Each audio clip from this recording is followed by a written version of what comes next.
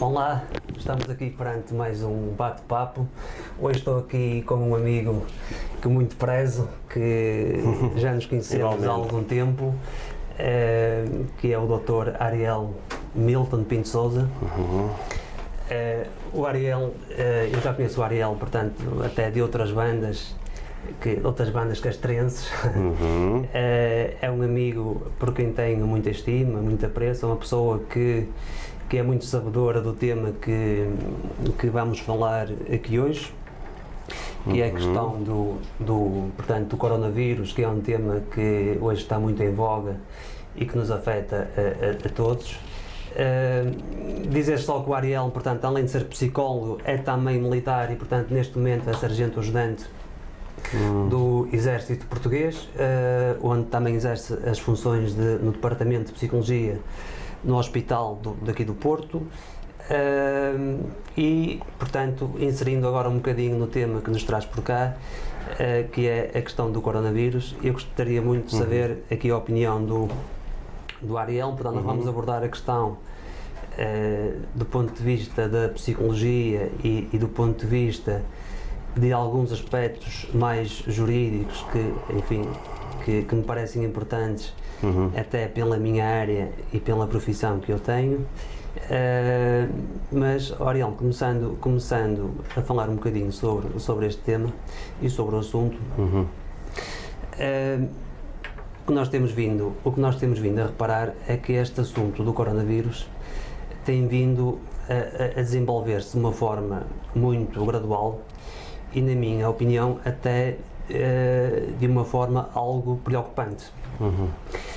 Eu digo isso porquê? Porque hoje já se vive um clima de medo, digamos assim. Se calhar medo não é a expressão mais correta, mas já se vive um clima na sociedade em que as pessoas andam, de certa forma, um pouco assustadas com esta questão da transmissão do vírus, e que me começa a preocupar um bocadinho porque a ti e não só. Sim, claro. E até do ponto de vista comportamental das pessoas, começamos a reparar em alguns comportamentos menos corretos ou menos razoáveis, digamos assim, e nesse aspecto eu gostaria de saber a tua opinião. O que é que tu achas, essa questão do medo, essa questão do susto que as pessoas vêm a viver, e até dos comportamentos menos razoáveis. Ainda ontem vimos comportamentos irracionais, não é? Ainda ontem vimos uma coisa que acontece muitas vezes, eu já te passo a palavra, que é a questão dos hipermercados, portanto... Sim. Portanto, gostaria de saber um bocadinho a tua opinião sobre isso. Antes, muito obrigado, Nelson, obrigado pelo convite, é um prazer estar aqui na TV Play. Para os nossos ouvintes, muito obrigado pelo interesse no tema. E nesta fase ainda estamos numa fase da palpação, no sentido de até de saber lidar com esta epidemia. Eu diria que até eram duas grandes epidemias que estamos a viver atualmente, não uma que é o coronavírus, batizado pela Organização Mundial de Saúde como Covid-19, e a outra é o medo, como fala e bem, que é também uma epidemia que a todos aflige. Mas antes, também permitem-me informar também aqui os nossos ouvintes que Portugal dispõe no seu plano de emergência civil, portanto, uma diretiva que será acionada em caso de necessidade, portanto, para apoio psicossocial, portanto, com resposta de psicólogos, e também que a Ordem dos Psicólogos Portugueses dispõe de uma bolsa de psicólogos, de mais de 1000 psicólogos que poderão ser acionados em casos de crise e catástrofe. Claro está que estas medidas terão que ser sempre equacionadas e coordenadas com a Direção-Geral, portanto, da Saúde, e têm que ser pensadas, portanto, se há mais benefício ou não. Permite-me também informar que Portugal já tem alguma experiência nesta área da prevenção das doenças. Em 2005 nós tivemos que lidar com a gripe pandémica H5N1 e em 2009 o H1N1. Portanto, de alguma forma trouxe algum constrangimento aos sistemas de saúde, mas de alguma forma também soubemos lidar, mostramos a nossa resistência e resiliência, portanto, e eu gostaria, ainda antes também de avançar para esse tema que falas do medo, informar também aos nossos ouvintes que, caso queiram informação credível e útil, podem fazê-lo junto dos sites da Organização Mundial de Saúde, do Centro Europeu para a Prevenção de Doenças, da Direção-Geral da Saúde e também da Ordem dos Psicólogos Portugueses, que até já tem materiais traduzidos e adaptados, e obviamente junto do seu médico de família e psicólogo. Não é? Portanto, e isto também nos vem trazer aqui esta ideia, bem a reforçar de que de facto é importante colocar na agenda política, nomeadamente na área da saúde, portanto, a importância de aplicar estes conhecimentos da psicologia e sobre o comportamento humano, portanto, no desenho destas políticas públicas, para que também haja aqui uma promoção da adesão da população a estes comportamentos que nós pretendemos que sejam saudáveis e sejam recomendados, neste caso pela Organização Mundial de Saúde, e também no combate, obviamente, à desinformação e na promoção da literacia em saúde. Bom, posto isto, e muito obrigado por me dar aqui tempo de dar esta introdução, eu gostaria de dizer também que este alarme social, obviamente que tem aqui um dedinho dos mass media, né? Obviamente que estas informações que nos inundam nas notícias, nos jornais, nos telemóveis, nas conversas, nos trabalhos, acionam o nosso mecanismo defensivo. Portanto, as nossas emoções mais básicas, a nossa emoção mais primitiva é o medo. E as emoções básicas, todas elas são adaptativas, todas elas têm funções, e o medo além de ser a primitiva, é aquela que nos permite sobreviver e proteger. E transmite-se, não é? Sim. E é importante que tivéssemos este sistema para interagir com o meio ambiente, por questões de sobrevivência e proteção. A verdade é que, se este sistema defensivo for acionado de forma constante, pode provocar também algumas sequelas, não é? Sequelas no sentido até fisiológico. Não só no estado de ansiedade, no estado cognitivo, mas também fisiológico. Como sabes, o nosso cérebro dispõe destes mecanismos de defesa a potenciais fontes de perigo, também para que melhor nos possamos, defender.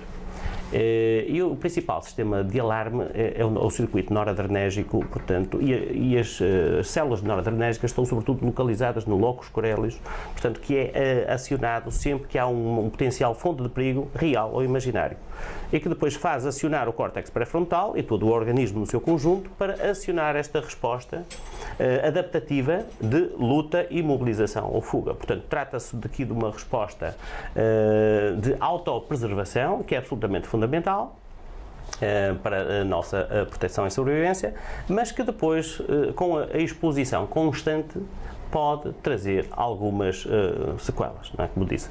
E agora eu gostaria de fazer aqui a distinção entre medo e ansiedade.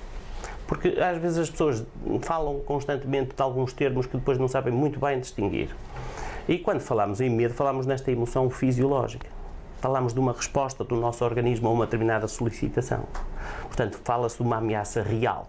O Covid-19, ainda que seja efetivamente uma ameaça, uma potencial ameaça a acontecer no futuro, não é uma ameaça direta ao indivíduo ou à nossa família ou aos nossos amigos.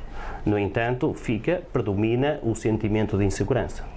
Quando estamos a falar em medo, estamos a falar de uma ameaça real. Eu, se estivesse aqui a apontar uma arma, passa para cá a carteira, a resposta natural do organismo seria o medo. E quando digo medo, não sei se é o termo certo, estás a perceber? O que eu sinto, e todos nós sentimos, é uma certa, até a ansiedade, como tu dizes muito bem, das pessoas que se está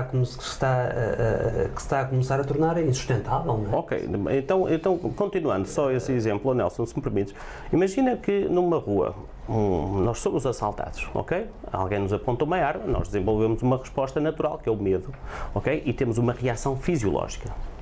A verdade é que os vizinhos ficam a saber deste assalto.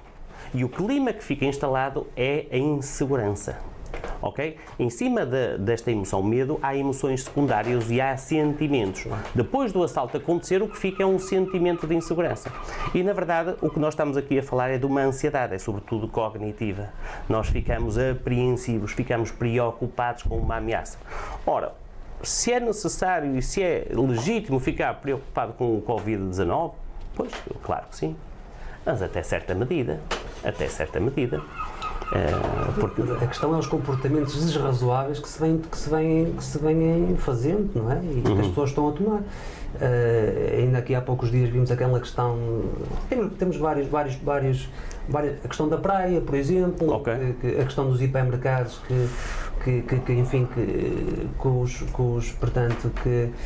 as prateleiras ficam completamente todas vazias, sim. As pessoas andam a correr para os hipermercados, para os supermercados. Isso são comportamentos, de certa forma, que não são comportamentos normais, não é? São comportamentos razoáveis. Sim.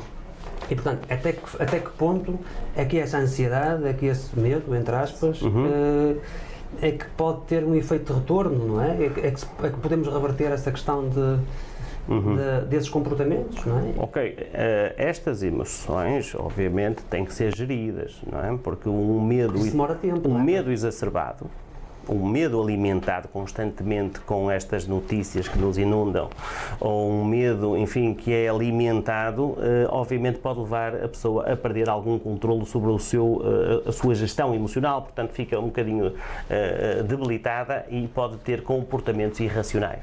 Veja-se o caso, por exemplo, no caso da Ucrânia, nestes dias, um autocarro que estava a transportar pessoas suspeitas de serem infectadas com o Covid-19 foi apedrejado. Assim como no Irão, por exemplo, há pouco tempo, estes dias aqui em Vila Nova de Gaia, sim, um indivíduo, pelo menos eu vi as notícias, enfim, de forma muito grosseira, digamos assim, mas um indivíduo que se presumia ou que tinha indícios de estar infectado com o vírus, sim. A GNR penso que foi chamada e então não deixaram o indivíduo sair da viatura.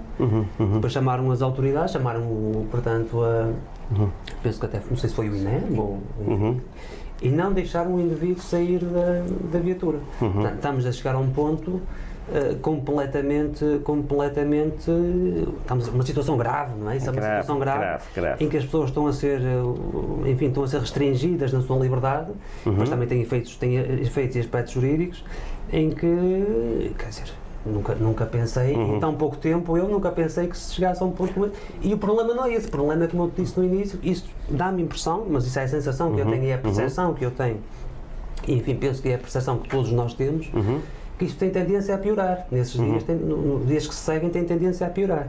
E, portanto, se já estamos assim, nesse estado quase, enfim, de emergência, um estado de emergência não decretado, daqui a uns dias eu não sei onde é que vamos parar. De alguma forma, esta informação que é passada ao público, obviamente, é necessária. É necessária porque, obviamente, nós temos que passar estas recomendações no âmbito da saúde para evitar ou tentar conter e esta disseminação, enfim, do vírus também terá que ser pensada e também terá que ser apoiada pela nossa atitude como cidadãos, no sentido da responsabilidade social, mas a verdade é que informação a mais ou informação no sentido enviesado vai sempre dar algum alarmismo social, vai-nos aumentar, neste caso, o alarme social e as pessoas vão ficar a sentir-se mais inseguras. Obviamente que os mídias têm aqui um papel importante, porque em vez de se focarem em notícias, se calhar, mais úteis, vão buscar as notícias sensacionalistas, mais catastróficas e que são, até por questões adaptativas, nós procuramos mais, porque tem a ver com o nosso sistema defensivo. Portanto, e estamos a tentar identificar estas fontes de perigo. Obviamente que isto é como tirar uma acha para a fogueira. Estamos sempre a alimentar. Não é? E pode trazer consequências nefastas. Em termos de plano de emergência, é importante aqui focar o seguinte. Como sabes, portanto, nós temos um plano de prevenção e de resposta à doença que neste momento está a ser implementado, não é? Pela Direção-Geral de Saúde. E este plano segue uma sequência de níveis e subníveis. Não é? E nesta fase, portanto, tratam-se de respostas que nós estamos a adotar no âmbito para fazer fazer a contenção, e nós estamos precisamente na fase da contenção alargada. Aqui em Portugal nós temos 6 cadeias de transmissão identificadas, sobretudo importadas de países que têm transmissão ativa, no caso da Itália e Espanha, e depois alguns contactos próximos, e na verdade esta fase pretendia fazer a contenção destas cadeias de transmissão. A verdade é que a Ministra da Saúde, ainda ontem, não sei se reparaste, ela veio dizer que se calhar nas próximas horas, no próximo dia, 1, 2, vamos ter que passar para uma nova fase. A fase de mitigação, que é uma fase vermelha. Que é a última fase, não é? Que é uma fase crítica, o que significa que as respostas de contenção falharam. Ok? E nesse sentido vamos ter que tomar outro tipo de medidas mais assertivas, como aconteceu já noutros países, e que na verdade vão atuar sobretudo em 2 grandes áreas digamos, de preocupação. Aquelas cadeias de transmissão do vírus que estão em contextos fechados e aquelas que estão em contextos abertos na comunidade. Portanto, é importante termos alguma confiança, alguma serenidade. Os nossos profissionais de saúde são dos melhores ao nível europeu, estamos na linha da frente nessa matéria, temos alguma experiência. Também temos que acreditar que estamos a seguir um caminho pensado, moderado, e temos que transportar isso também para os nossos familiares, para as nossas crianças, para os nossos idosos, falar de uma forma franca, leal, serena, sobre aquilo que acontece, sem certezas, porque neste momento ninguém tem as certezas, não é? E não ter dúvidas, ou se tem dúvidas, não há problema nenhum em dizer eu não sei, mas vou tentar saber. As crianças, por exemplo, fazem este processo de imitação. Copiam este tipo de comportamentos e da gestão do tuning afetivo dos adultos. Portanto, é importante haver aqui alguma responsabilidade, não só pelo próprio, mas por aqueles que nos acompanham, não é? Muito bem. Há aqui outros aspectos que, enfim, particularmente a mim me preocupam mais um pouco, mas isso tem a ver com a minha profissão e tem a ver com a minha área, que são aspectos jurídicos, nomeadamente a questão do internamento compulsivo de pessoas que têm esse tipo ou que possuem esse tipo de vírus, porque, enfim, o nosso ordenamento jurídico, há várias opiniões, há várias pessoas que têm opiniões distintas, mas o que é certo é que, de uma forma, visto o nosso ordenamento jurídico de uma forma, digamos, de uma forma à primeira vista, à primeira mão, a nossa lei suprema, que é a nossa Constituição da República, não permite situações de internamento compulsivo, a não ser em casos de pessoas que sofram de anomalia psíquica, enfim, que estão lá no artigo, salvo erro, 27 da Constituição, da nossa Constituição. Portanto, tudo o resto, tudo seja internamentos compulsivos, a nossa Constituição não o permite, porque a liberdade não pode ser restringida às pessoas, a não ser em casos excepcionais. Sim, sim. Nomeadamente situações de prisões preventivas, de detenções e condenações em processos judiciais apenas, não é?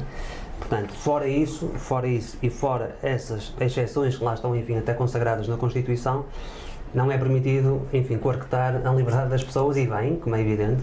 Portanto, e a situação que nós temos mais parecida com esta que estamos a viver tem a ver com a questão da anomalia psíquica, que nesses casos é efetivamente autorizado o internamento compulsivo, mas somente através ou por ordem judicial, portanto tem que ser um tribunal a decretar isso. Não obstante, nós temos aí, enfim, não tem graça nenhuma, nós temos um acórdão do Tribunal da Relação do Porto e até do Tribunal da Relação de Lisboa, mais antigo, em que, de certa forma, não casos enfim, ainda não existia o corona, mas casos de tuberculose na altura, em que em primeira instância os tribunais não decidiram pelo internamento compulsivo dessas pessoas que possuíam a tuberculose, e depois, num recurso que o Ministério Público fez para o Tribunal da Relação, a Relação veio a decidir, com base, enfim, em critérios muito bem fundamentados, que o internamento compulsivo seria admitido e, nesse sentido, revogou a decisão de primeira instância e, portanto, admitiu o internamento compulsivo de pessoas que possuíam tuberculose, que no fundo também é uma doença muito contagiosa. E dava pano para mais, claro. E foi engraçado que basearam-se numa lei que já é numa lei de 1949. Portanto, que tem a ver com a lei que adota medidas de internamento compulsivo para pessoas que sofrem de doenças infeccio-contagiosas. E, portanto, embora haja ali alguns pormenores na lei que se tornaram superveniente inconstitucionais, por virtude da nossa Constituição do ano de 76 e a lei é de 49, mas de qualquer das formas o Tribunal da Relação, tanto do Porto como de Lisboa, aplicou essa lei, fundamentando que trata-se de uma medida de segurança não penal, portanto, fora do âmbito de um processo de crime. Portanto, medidas de segurança não são só as medidas de segurança decretadas no âmbito de um processo de crime, mas medidas de segurança fora do processo de crime e, portanto, seria necessário, uma vez que a pessoa se recusava a fazer esse tratamento, na altura de tuberculose, mas, enfim, por analogia, põe-se para esse tipo de situações, decretar o internamento compulsivo das pessoas. Pronto, e portanto isso é uma questão controvertida e há opiniões para todos os gostos. Ainda aqui há dias ouvi haveria muito a dizer, claro. 3 constitucionalistas que falaram, cada um tem a sua opinião, e depois tem outra questão dos contratos, do incumprimento dos contratos, por muitas é uma questão mais económica e mais empresarial, que as pessoas estão agora, que as empresas estão com grande dificuldade em cumprir contratos, porque devido a esta crise da economia, muita mercadoria e muitos produtos atrasam-se ou nem sequer chegam às empresas, portanto as empresas não têm matéria-prima e não havendo matéria-prima não conseguem trabalhar e, portanto, isso causa vários problemas, até de foro jurídico pelo cumprimento dos contratos, mas isso depois será tema eventualmente para outro programa. Também já não temos muito mais tempo, já estou aqui a fazer um desvio, e pronto, e vamos ficar por aqui hoje. Eu agradeço-te muito por teres aceitado o meu convite. O prazer foi meu estar aqui na TV Play. Como sabes, gostei muito de te ouvir, era a opinião, eu já conhecia mais ou menos a tua opinião, mas é também para as pessoas que lá nos ouvem, que conhecerem também e ficarem a conhecer mais um pouco desse vírus, enfim, que nos aflige a todos. É muito pouco. E esperemos que isso se passe rapidamente. Muito obrigado. Ariel, obrigado. Bom, as recomendações não é cumprimentar, com a mão agora, ok?